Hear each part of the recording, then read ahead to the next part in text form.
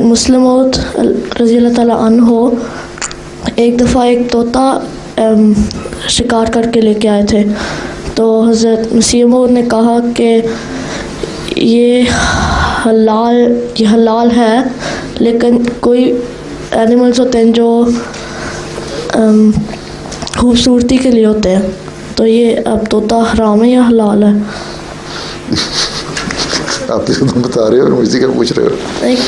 क्यों दूसरे तोता जो है मकरूह है, हराम नहीं है, ये नहीं कहता हलाल है। हमने कहा ठीक है, बाज़ जानवर हराम तो नहीं होते, लेकिन ज़रूरी नहीं होता कि हर जानवर को मारा जाए, हैं?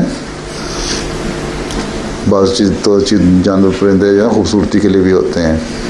तोता जो है वो इस तरह हलाल नहीं है, हैं? मकरूह, क्योंकि हर चीज़ भी खाता है। दूसरे ये है कि वो जो वाक़या है, मेरा ख्याल है तोता नहीं था, कोई छोटी चिड़िया या इस किस्म की चीज़ थी जिस पे कहा था ये चीज़ें हलाल होती है हर चीज़, लेकिन हर चीज़ मारने के लिए नहीं होती, बाज़ चीज़ें हलाल भी होती हैं। वो तोते के बारे में था, चिड़िया थी, हैं? तोते के बारे में ये था कि ये मकरूह,